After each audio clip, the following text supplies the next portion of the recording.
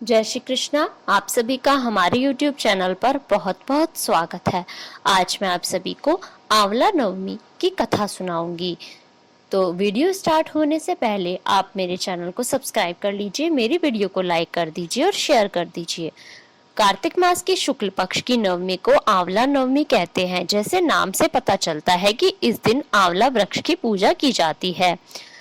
इस पूजा का विधान यह है कि प्रातः स्नान करके शुद्ध आत्मा से आंवले के वृक्ष के नीचे पूर्व दिशा में बैठकर पूजन करना चाहिए। पूजन के बाद उसकी जड़ में दूध देना चाहिए। इसके बाद पेड़ के चारों ओर कच्चा धागा बांधना चाहिए। कपूर बाती या शुद्ध घी की बाती से आरती करते हुए 7 बार परिक्रमा करनी चाहिए। इसके बाद पेड़ के नीचे ब्राह्मण को भोजन कराकर दान दक्षिणा देनी चाहिए। अब मैं आपको इसकी कथा सुनाती हूँ। इसकी पहली कथा यह है कि काशी नगर में एक निसंतान धर्मात्मा तथा दानी वैश्य रहता था। एक दिन वैश्य की पत्नी से एक पड़ोसन बोली, यदि तुम किसी पराये लड़के की बलि भैरव के नाम से चढ़ा दो तो तुम्हें पुत्र प्राप्त हो सकता है। यह बात जब वैश्य को पता चली तो उसने अस्वीकार कर दिया, परंतु उसकी पत्नी मौके की तलाश में लगी रही। एक दिन एक कन्या को उसने कुएं में गिराकर भैरव देवता के नाम पर बलि दे दी। इस हत्या का परिणाम विपरीत हुआ। लाभ की जगह उसके बदन में कोढ़ हो गया। लड़की की प्रेतात्मा उसे सताने लगी। वैश्य के पूछने पर उसकी पत्नी ने सारी बात बता दी।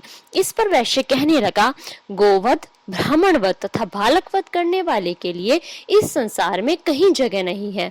इसलिए तू गंगा तट पर जाकर भगवान का भजन कर तथा गंगा में स्नान कर, तभी तू इस कष्ट से छुटकारा पा सकती है। वैश्य पत्नी गंगा किनारे रहने लगी। कुछ दिन बाद गंगा माता वृद्धा का वेश धारण कर उसके पास आई और बोली, तू मथुरा जाकर कार्तिक नवमी का व्रत तथा आंवला वृक्ष की परिक्रमा कर तथा उसका पूजन कर। यह व्रत करने से तेरा यह कोढ़ दूर हो जाएगा।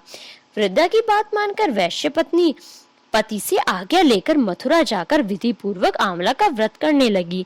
ऐसा करने से वह भगवान की कृपा से दिव्य शरीर वाली हो गई तथा उसे पुत्र की प्राप्ति भी हुई।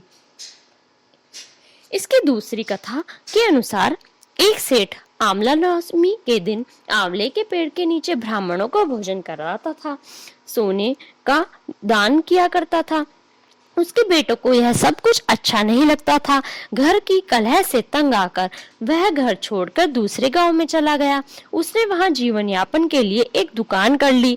उसने दुकान के आगे एक आंवले का पेड़ लगाया। उसकी दुकान खूब चलने लगी। वह यहाँ भी आंवला नवमी का व्रत करने लगा तथा ब्राह्मणों को भोजन तथा दान का कार्यक्रम चालू रखा। बेटों का कार्य ठप हो गया। उसकी समझ में यह बात आ गई कि हम तो पिताश्री के भाग्य से ही रोटी खाते थे। बेटे अपने पिता के पास गए और अपनी गलती स्वीकार कर ली। पिता की आज्ञानुसार वे भी आंवला पेड़ की पूजा करने लगे। उनके वहां पहले जैसी खुशहाली हो गई। धन्यवाद। इस वीडियो में बस इतना ही। प्लीज आप मेरी वीडियोस को लाइक कीजिए, शेयर कीजिए और मेरे चैनल को सब्सक्राइब कीजिए।